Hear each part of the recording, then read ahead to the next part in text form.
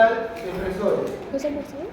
Entonces tenemos acá, justamente en mi primera diapositiva, un receptor, como vemos acá, es el receptor GABA. Básicamente, toda la clase del día de hoy va a transcurrir como protagonista este receptor, ¿no? Este receptor, se podría decir, y la estimulación de este receptor deprime al sistema nervioso central, ¿correcto? Nosotros tenemos neurotransmisores específicos para este receptor, que el propio cuerpo los fabrica, y tenemos también algunas sustancias, drogas, fármacos, que van a estimular este receptor. Vamos a ver más adelante anestésicos inhalatorios que estimulan este receptor. Vamos a ver que anestésicos endovenosos van a estimular este receptor depresor del sistema nervioso central, y es por eso que algunos fármacos que nosotros utilizamos, bueno, de especialidad, entre otras, que son de medicina crítica, tienen que saber el manejo de esta droga, ¿no? Que van a estimular, porque si tú no conoces, no sabes un efecto o un efecto adverso o una posología, puedes deprimir tanto al paciente que si no tienes un conocimiento en vía aérea, el paciente te hace paro, ¿no? Hay parálisis respiratoria, depresión respiratoria y paro, si tú no puedes ventilar a ese paciente. Entonces, es importante conocer la parte de farmacología, el grupo de fármacos que van a sinergiar este receptor. Entonces, tenemos acá como un prólogo el grado de presión del sistema nervioso central. Voy a hablar un poco sobre los grados que la Asociación Americana de Anestesiología ha catalogado como ansiólisis, sedación, hipnosis y anestesia. Vamos a hablar sobre algunos fármacos, no solamente los barbitúricos, vamos a hablar también sobre las benzodiazepinas. Vamos a tocar también el tema de la ketamina, qué es la ketamina, el propofol y fármacos que activan o sinergian este sistema depresor. En la anestesia general hablamos sobre los fármacos inhalatorios. Vamos a tocar el tema de los fármacos halogenados. Son fármacos que físicamente y químicamente tienen una composición líquida, pero bajo un sistema correcto que tienen las máquinas de anestesia que se llaman vaporizadores. Esta composición líquida química pasa a un vapor, puede llegar al paciente, ¿no? De forma inhalatoria. Entonces vamos a hablar por generalidades sobre estos fármacos, ¿no? Cómo influyen en el sistema depresor del sistema nervioso central y cuáles son sus categorías. Existen categorías de estos fármacos. Vamos a ir en este orden, ¿correcto, chicos? Como una pequeña introducción, ¿no? Sabemos por cultura general médica que nosotros tenemos dos sistemas en los cuales va a haber un intercambio sinérgico entre activación y depresión del sistema nervioso central. El sistema de glutamato que va a excitar a la neurona a nivel central, y el sistema GABAérgico, que ya les estoy diciendo que es un sistema inhibitorio. Estos sistemas trabajan conjuntamente de forma armoniosa, ¿no? En un momento, por ejemplo, en este momento estoy activando mi sistema de glutamato, ¿no? Al hablar con ustedes tengo que estar con los 5 sentidos bien puestos, ¿no? Y en este sistema existen diferentes iones como cotransportadores que van a servir para activarlo. El más importante de este sistema es el ion sodio, correcto, que se va a intercambiar con el ion potasio.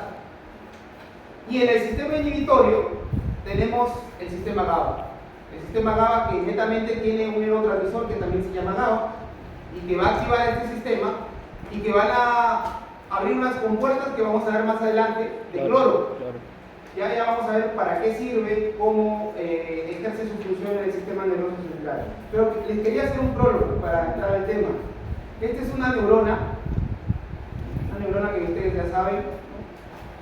En el sistema básicamente inhibitorio, que es la parte dendrítica y la parte de interconexión con otra neurona, vamos a ver el sistema GABAérgico principalmente, como vemos acá.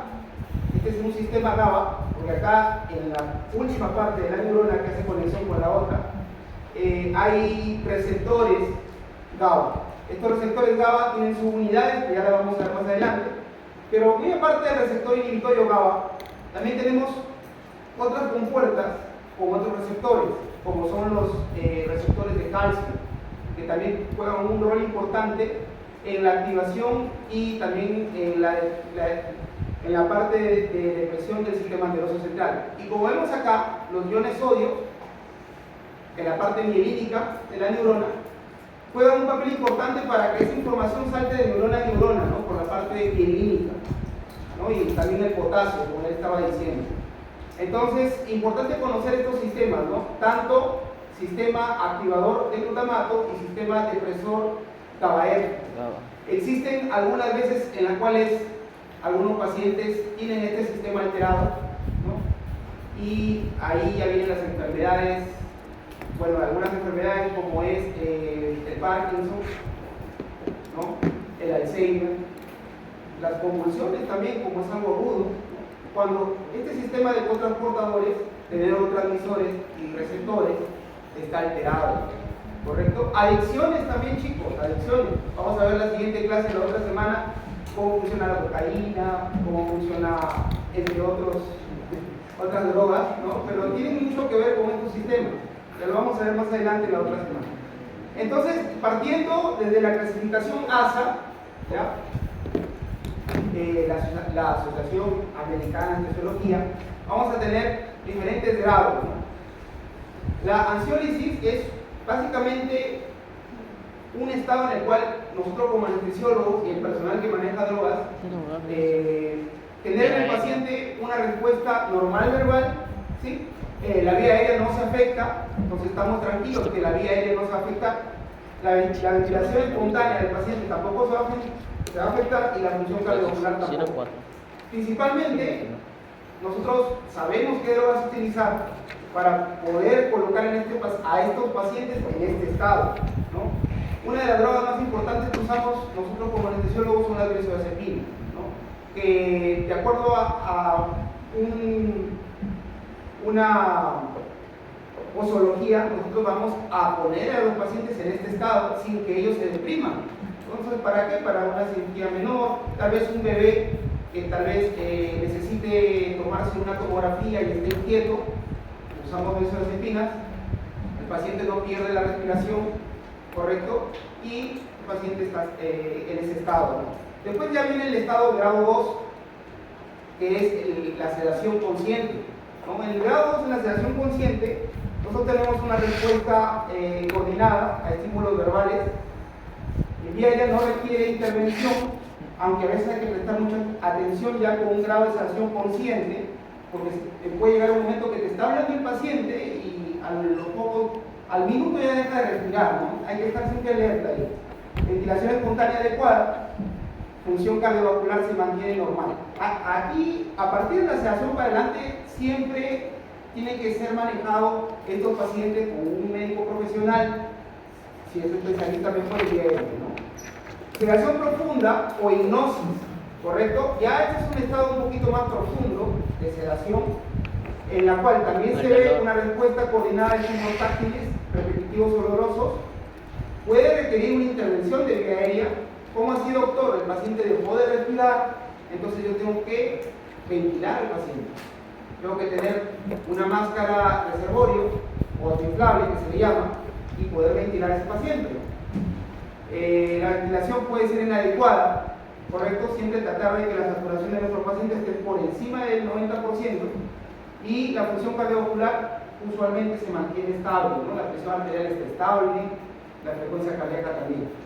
Y el grado 4, que es un grado, entre paréntesis, mucho más cuidadoso o más riesgo, es la anestesia general, ¿no? Donde en este grado ya no hay respuesta a un estímulo doloroso. En la vía aérea usualmente requiere intervención, ahí nosotros entramos a tallar intubando al paciente, ¿correcto? La ventilación espontánea frecuentemente es inadecuada y la función cardiovascular puede afectarse. Hay algunas drogas que vamos a ver acá en la clase que generan hipotensión en el paciente, ¿correcto? Sostenida. Entonces tenemos que usar otro tipo de drogas para contrarrestar este efecto, ¿correcto? Existen también drogas que van a generar, al contrario, en vez de hipotensión, hipertensión. Entonces hay que tener mucho cuidado al paciente que nosotros vamos a colocar, vamos a administrar este tipo de drogas porque si el paciente tiene un problema cardiovascular de fondo, tiene un problema de algún derrame, ¿correcto? Podemos empeorar ese cuadro, ¿no? Hay que tener mucho cuidado. Entonces, básicamente lo mismo, chicos, resumido. Ansiólisis permite tolerar un procedimiento desagradable, mantiene las funciones cardiovasculares y respiratorias, la capacidad de respuesta, una sedación mínima, mínimos requerimientos de seguridad. La sedación consciente ya tenemos ahí un pequeño problema, siempre con una sedación de vía aérea que todos debemos resolver, debemos estar competentes para hacer ese procedimiento. La sedación profunda o la hipnosis ya es una fase en la cual nosotros tenemos que tener todas las armas a la mano. ¿Cómo así, doctor? Todas las armas. Tienes que tener tu máscara reservorio, tienes que tener, si puedes, una máquina de anestesia, tu laringoscopio y tu tubo endotraqueal, ¿no? Y la anestesia general y que se diga, ¿no? Es un acto en el cual hay pérdida completa, ya, de presión completa del sistema nervioso central con pérdida de todas las respuestas autónomas. Hay que tener mucho cuidado, ¿no? Ya no respira el paciente, puede tenerse la bradicardia y hay que manejar esta fase con mucho ojo. Entonces, en la anestesia, en la especialidad, este cuadro les he puesto porque es muy relevante para que usted lo conozca. No solamente el anestesiólogo mete la aguja o mete tubo, ¿no? Eso es lo que siempre se dice. Pero el campo de la anestesia es muy grande, chicos, ¿no? El campo de la anestesia es grande. Tenemos acá la anestesia general. La anestesia general se divide en tres, ¿no? Que es la anestesia netamente inhalatoria, en la cual yo solamente uso gases anestésicos. La anestesia balanceada, no es balanceada, se balancea, chicos, entre la anestesia inhalatoria y la anestesia endovenosa. Eso es básicamente una anestesia que nosotros damos al día de hoy, una anestesia balanceada. Entonces, cuando les pregunten, esa anestesia balanceada, ¿no? Ya ustedes ya saben que es, le están dando anestesia inhalatoria y aparte le están colocando drogas por la vena al paciente. Es una balanceada, ¿correcto? Y existe también la anestesia endovenosa, en la cual netamente se usa fármacos por la vena y ya no se coloca vapores, ¿no? Ya no se coloca gases. Esa es la, se podría decir, la última moda de la especialidad, ¿no? Entonces, doctor, ¿yo cómo veo que mi paciente está consciente o inconsciente? Me podrían decir, ¿no? Pues les cuento que existen máquinas ahora, en la máquina anestesia existen unas, se podría decir como una especie de electrodos o yodos que se conectan a la frente del paciente y bajo algunas vibraciones nosotros vamos a ver ondas cerebrales y vamos a ver si el paciente está consciente o inconsciente. Se le llama el famoso BIS, índice bioespectral, que no tiene nada que ver con la clase, pero les cuento, ¿no? Aquí se sepa. Entonces tenemos acá la anestesia combinada, ¿correcto? Que puede ser anestesia general regional y la anestesia netamente regional, que puede ser cuando le colocamos previamente la aguja por la espalda o le ponemos una aguja ecoguiada, ¿no? Entonces seguimos chicos, para no esta vez avanzamos. La anestesia general que vamos a hablar hoy día va a ser básicamente la anestesia balanceada, ¿no? Vamos a hablar ahí la inhalatoria y la endovenosa. En la inhalatoria tenemos diferentes gases que usamos, ¿no? El gas más importante de todos estos de acá que ven a la mano izquierda, bueno, su mano derecha, son los líquidos volátiles. Les había dicho que había unos líquidos que la máquina los transformaba en vapor. Entonces los líquidos volátiles son los que más usamos nosotros en la especialidad. ¿Cuál es el líquido volátil que más usamos dentro de todo esto de acá? El sevoflurano. El sevoflurano, ¿correcto? Para que lo tengan en cuenta. ¿Y por qué, doctor, usan el sevoflurano y no usan el éter, no usan alotano, no usan el florano, isoflurano? Porque se ha demostrado que el sevoflurano ya es el menos hepatotóxico de todos los gases, es el más noble. Hace una inducción entre comillas rápida, genera el menor efecto adverso a nivel cardiovascular y no ataca mucho, intoxica órgano blanco. ¿Correcto, chicos? Pero también vamos a hablar sobre los otros, ¿ya? En la parte endovenosa tenemos drogas o tenemos fármacos que van a tener una acción lenta, ¿correcto? Una acción lenta, ¿qué quiere decir? Que va a deprimir al sistema nervioso central de forma gradual. Entonces acá tenemos a la famosa droga que disocia al paciente. Ya lo vamos a ver más adelante que es una droga que disocia, la única en concepto farmacológico que disocia al paciente, entonces que lo hace el chino, es la ketamina, chicos, ¿ya? La ketamina es una droga que lo inventaron los alemanes, los nazis, en la Segunda Guerra Mundial. Ellos usaban esta ketamina cuando capturaban a los pacientes, digo, a los de guerra, a los americanos, a los rusos, y les inyectaban para sacarles las verdades, ¿no? Entonces es bonito conocer la historia de cada droga, ¿no? Y después ya es la droga de la verdad. Entonces si ya saben que es la droga de la verdad, tengan cuidado con la ketamina, ¿ya, chicos? Tenemos a los opioides también, en cierta forma que se usa, ¿ya? Y a la benzodiazepina. ¿Cuál es la benzodiazepina que más usamos nosotros en emergencia o en sala de operaciones? Midazolam. El midazolam. ¿Correcto, chicos? Y tenemos inductores rápidos, o sea, inductores que al momento de colocar van a pasar segundos para que el paciente entre en un plano anestésico. Ya no es que va a pasar minutos, en segundos, en menos de un minuto. Ahí tenemos a los barbitúricos, entre ellos el más conocido es el tiopental, y tenemos otras drogas más. Vamos a hablar sobre el tiopental y el propofol, que también lo usamos mucho, ¿correcto? Para inducir al paciente a un plano anestésico. El propofol es una sustancia lechosa, ya lo vamos a ver más adelante, vamos a hablar. Entonces partimos desde los gases anestésicos, los anestésicos generales y inhalatorios. Tenemos dos grandes grupos, los anestésicos volátiles halogenados, ¿correcto? Y dentro de ellos tenemos una gran variedad. Tenemos el alotano. El alotano, por si acaso, fue el primero, ¿ya? En la historia de la anestesia, el alotano fue el primero en introducirse al campo de la anestesia, a la especialidad, y lamentablemente mis colegas, o sea, mis maestros usaban alotano. ¿Por qué digo lamentable? Porque el alotano es el más hepatotóxico de todos los gases. Y estas personas, la mayoría, han muerto de cáncer hepático. ¿Correcto, chicos? Hay un doctor Belloso, no sé si lo conocieron, que ha sido decano del colegio médico acá en Chiclayo, que era anestesiólogo de antaño, falleció de cáncer hepático por usar alotano. Gracias a Dios que en esta época ya no se usa alotano, pero es muy peligroso, ¿sí, chicos? Pero era lo que teníamos que usar, no había otra. ¿Ya? Y nosotros usamos actualmente el ceborano o el cevoflurano. Cevoflurano. ¿Ya? De los gases anestésicos inhalantes, el óxido nitroso es directamente un gas que está en un compuesto, es un gas, no es un líquido. Y particularmente yo nunca lo he manejado, pero yo he leído en literatura de que tiene una latencia muy corta, o sea, quiere decir que al momento de colocar el gas pasan segundos y ya el paciente está en plano.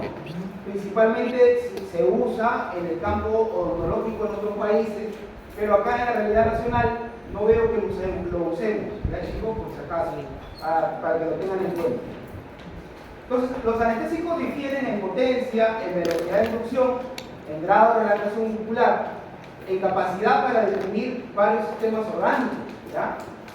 Esta característica de estos gases, la característica ideal del gas que nosotros queremos, es que la inducción y la recuperación sea rápida y agradable. No es lo que queremos. Cambios rápidos en la profundidad de la anestesia, relajación adecuada del músculo estriado, amplio margen de seguridad, saber manejar este gas, ¿no? Saber cuáles son sus propiedades y sus cualidades. Y ausencia de efectos tóxicos, como estaba diciendo, ¿no? Yo prefiero manejar un gas que no me dañe el hígado o que no me dañe los riñones tanto como otro, obviamente, pues, ¿no? No te quieres intoxicar. Obviamente, si estás embarazada, tú como mujer no vas a querer manejar este gas, ¿no? Entonces, tenemos nosotros diferentes características para poder determinar el grado de latencia. O sea, quiere decir que desde que nosotros colocamos ese gas, va a actuar en el paciente. Entonces, para nosotros calcular este grado de latencia de este fármaco inhalatorio, tenemos diferentes coeficientes, ¿no? En la anestesia hay diferentes coeficientes. Uno de ellos es el coeficiente de Osborn, ¿ya? O el coeficiente sangre-gas. Indica la solubilidad del anestésico en la sangre. Entre más grande sea este coeficiente, mayor solubilidad y mayor tiempo de inducción. ¿Me dejo entender, chicos? Ya saben qué es inducción, ¿no? Ya saben qué es inducción. Alguno, a ver, delegada, ¿qué es inducción? Farmacológica. ¿Alguno?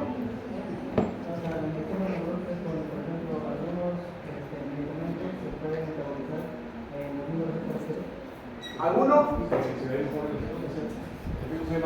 Exacto, compañero, muy bien. Es el tiempo en el cual nosotros administramos un fármaco y se ve un efecto.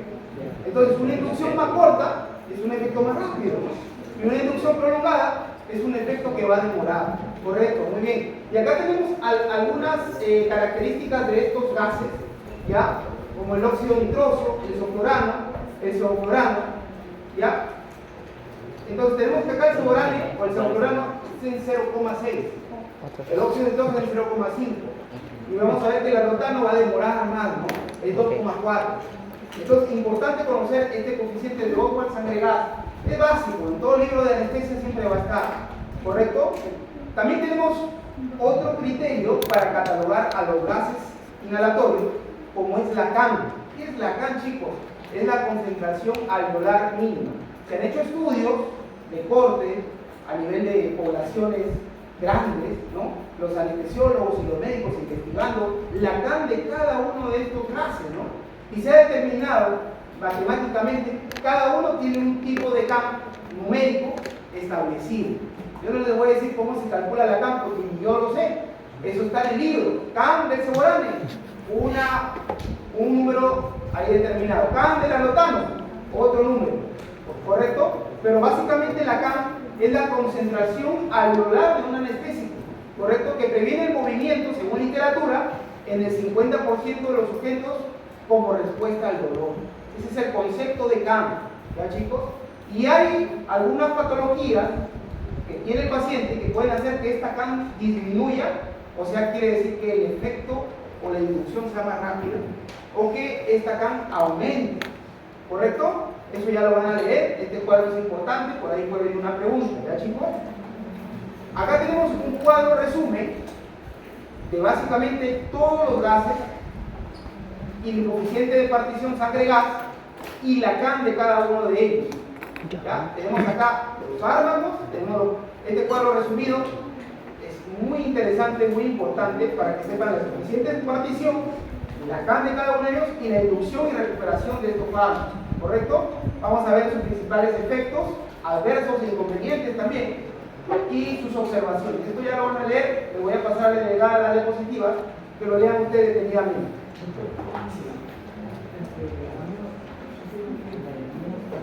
Habla fuerte que no te escucho, mano. A menos CAM es mayor inducción. A menos CAM es mayor inducción. No, a menos CAM la inducción es menor. O sea, actúa más rápido el fármaco. ¿Correcto? Que quede claro, chicos. ¿Correcto? Entonces tenemos ya aparte de eso el mecanismo de acción de los fármacos. Este mecanismo de acción de los fármacos básicamente van a estimular un receptor en el sistema nervioso central, que es el receptor GABAérgico o el receptor GABA subtipo A. Hay que recordar que este receptor GABA subtipo A es ionotrópico, porque existe también un receptor GABA subtipo B, GABA subtipo C, que es metabolotrópico, ¿ok? No se vayan a confundir. El receptor que netamente nosotros estudiamos para generar depresión del sistema nervioso central es el GABA subtipo A. Entonces tenemos ahí este cuadro importantísimo y relevante que ustedes tienen que conocer, ¿no? Que me he matado buscándolo para que ustedes puedan entender. La vista tridimensional del receptor GABA, ¿no?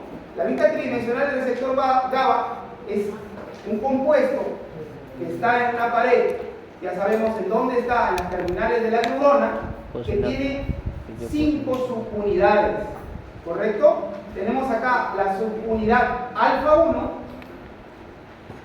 ¿Cuál es esta? Beta 2. Beta 2 y esta Gamma 2. gamma 2. Entonces, se ha estudiado, ya hablando ya de forma funcional, que el receptor GABA va a transcurrir señales iónicas, ingresa cloro, ya a la célula. Básicamente el GABA transporta cloro. ¿Correcto, chicos? Entonces, el neurotransmisor GABA va a anclarse en la subunidad, como vemos acá, alfa 1 y beta 2. Eso es algo fisiológico. Va a anclarse ahí y va a abrir estos canales para que pase el cloro. Pasa el cloro, hiperpolariza la membrana, y al hiperpolarizar la membrana hace que el impulso no se propague. Ese es básicamente el efecto que realiza el GABA, ¿ya, chicos? Tanto el neurotransmisor GABA, ¿correcto?, como en los canales. Pero también tenemos acá, como vemos acá, que las benzodiazepinas actúan a nivel de este canal, ¿no? Y una preguntita de examen que podría hacer es ¿en qué subunidad actúan las benzodiazepinas? Entonces acá la respuesta me la pueden decir en la subunidad Alfa 1. alfa 1 y Gamma 2. gamma 2. Ya tienen ahí sus puntos, ¿no? Ya están bien ahí, por ejemplo. Entonces, no solamente eso, chicos. Se ha demostrado que el alcohol, que a veces algunos nos metemos, ¿no?, fin de semana, también actúan a este nivel, ¿no? Por eso poco a poco va deprimiendo el sistema nervioso central, ¿no? ¿A dónde? En la subunidad alfa, chicos, en la subunidad alfa. Hay que controlar que estos receptores no estén sobreestimulados o hiperestimulados. Hay que tener mucho cuidado, porque después nos acordamos las cosas y después uno hace cosas que le cuentan, ¿no? Entonces hay que tener mucho cuidado, ¿verdad, chicos? Entonces tenemos acá también que el propofol va a actuar a nivel de esta subunidad beta, el propofol, esa sustancia lechosa que ya les voy a presentar, ¿verdad, chicos? Tenemos también acá que los barbitúricos no se ponen de acuerdo en los libros. En un libro dice que los barbitúricos actúan a nivel de alfa, en otro libro dicen que a nivel de beta. Yo los dejo, chicos, a nivel de beta, ya, porque las últimas evidencias del PubMed hablan que se demuestra que en la subunidad beta es donde se estimula y se abre el receptor GABA, se acopla a esta subunidad. ¿Correcto, chicos? Para que quede claro, ¿verdad? En algunas literaturas barbitúricos van a encontrar alfa, en algunas otras van a encontrar alfa, beta, pero las últimas hablan de beta. Puede ser alguna en signo de pregunta y esta literatura actual también. ¿Ya, chicos? Entonces, acá está netamente el principal responsable del tema, ¿no? El receptor GABA, los neurotransmisores y cuáles son las drogas endogenosas que estimulan a este receptor. Entonces, continuamos con la anestesia balanceada, chicos. Entonces, nosotros la anestesia balanceada ya saben que es inhalatoria y endovenosa. Y va a generar inconsciencia, analgesia, relajación muscular, abolición de la respuesta refleja, ¿correcto? Acá tenemos, me he tomado la molestia de hacerlo conocer estas estructuras que se llaman vaporizadores. Estas estructuras yo las manejo en la máquina de anestesia, ¿correcto? Yo agarro por acá, abro esta tapita y por ahí coloco el Semorani en forma líquida. Lleno o cargo el Semorani. Después, cuando ya inicio mi acto anestésico, la propia máquina de anestesia y este vaporizador, como su propio nombre lo dice, vaporizador, hace que esto se convierta de forma líquida, gaseosa y pueda el paciente inhalar. ¿Correcto? Entonces tenemos ahí básicamente teoría de los anestésicos inhalatorios. Ya les dije que son gases inhalatorios halogenados que inducen pérdida de la conciencia cuando se administra de forma inhalatoria. ¿Correcto? Hay pérdida de la conciencia, hipnosis, amnesia anterógrada y relajación muscular. Doctor, ¿los anestésicos inhalatorios relajan al paciente? Sí, generan relajación muscular también, chicos. Al paciente, tú le colocas la máscara facial y le colocas la droga, el paciente ya no se mueve. Lo tienes a tu merced. Tú eres dueño del paciente, tú tienes que saber cómo actuar con ese paciente. ¿Correcto? Entonces tenemos ahí las drogas, ya les dije la categoría de gases anestésicos y cómo estos afectan a ver, bajen un poquito la bulla, amiguitos, bajen la bulla. Vamos a tener acá cómo van a afectar hemodinámicamente a el cuerpo humano, ¿no? La frecuencia cardíaca, la presión arterial y todas las fases hemodinámicas del cuerpo, cómo van a ser afectadas por estos gases, ¿correcto? Vamos a tener que la mayoría de estos gases va a generar una depresión del sistema cardiovascular. Entonces hay que tener mucho ojito en pacientes que estén chocados. En pacientes que estén chocados, no que le chocó el carro, ¿no? Sino que el paciente que estén hipotensos, esté deprimido. Entonces, anestesia inhalatoria, deprime, ¿correcto? Puede generar liberación de histaminas, puede generar. Toda droga que yo coloco a un paciente, así sea mínimo, puede generar algún tipo de alerta al paciente. Entonces, como le dije a mis alumnos del seminario, cuando tú estás, por ejemplo, atendiendo una emergencia de una intoxicación de alguna droga, en este caso hemos hablado de órganos fosforados, ¿qué es lo que tienen que administrar? Aumenta el peristaltismo. Clorfenamina, chicos, sin miedo, ¿ya? Clorfenamina. No hay ningún efecto adverso administrando clorfenamina endovenoso. Lo ayudamos al paciente, le vamos a dar una terapéutica, ¿correcto? Entonces ya hablamos del alotano, que es la droga más antigua, halogenada, que produce cáncer hepático, que tiene una inducción más larga, ¿correcto? Esto ya lo pueden leer ustedes en casa. Es un gas halogenado, amplio utilizado en el pasado, no inflamable, es poco irritante, broncodilatador, incrementa las secreciones, modifica la actividad eléctrica en la corteza cerebral, incrementa el flujo sanguíneo cerebral, excelente para la relajación muscular, ¿ya? Por depresión central. Hay una relajación de la musculatura uterina también, puede incrementar el sangrado. Obviamente, si tú relajas un músculo que está sangrando, sangra más, ¿no? Isoflorano, más lenta la inducción que la alotano, comparten propiedades de relajación y de presión cardiovascular, más vasodilatador, mejor potencia, menor toxicidad. Ya estamos hablando sobre los gases de última generación, ¿no? Ya estamos hablando de la alotano. El delflorano, tiene una inducción rápida, no inflamable y no irritante, menos potente que los demás anestésicos halogenados. Sus efectos, menciona la literatura, que son muy parecidos al isoflurano. Y acá está mi gas ideal, o el gas que nosotros usamos siempre. Este gas sí tiene un olor, ¿verdad? No es que no tenga ningún olor. Sí tiene un olor a flúor. Es un olor agradable, ¿verdad? Es un olor agradable. Baja solubilidad, absorción y eliminación rápida, inducción suave. Entonces tú le dices a tu paciente, respira despacio, cuenta hasta 10, va suavemente entrando en plano a nuestro paciente, ¿no? Ajuste rápido de la profundidad anestésica, estabilidad cardiovascular, no va a ser como el alotano, como nosotros que te van a deprimir rápidamente el equilibrio cardiovascular. Recuperación predecible, ya sé cuándo el paciente se va a recuperar, ¿no? Excelente perfil de tolerancia y seguridad. ¿Correcto, chicos? El óxido nitroso, que yo no lo uso, pero está en la literatura bien claro, gas inerte inorgánico, requiere concentraciones de 75-80%, ¿correcto? Difunde rápidamente, tiene un tiempo de latencia muy corto, genera analgesia, tiene efectos respiratorios y cardiovasculares, ¿no? Entonces, chicos, pasando ya de los gases, y ya parece que estamos ahorita abriendo ceboranes, vamos a entrar a los fármacos anestésicos endovenosos, ¿correcto? Vamos a dar un minutito, aquí la ley, ¿ya?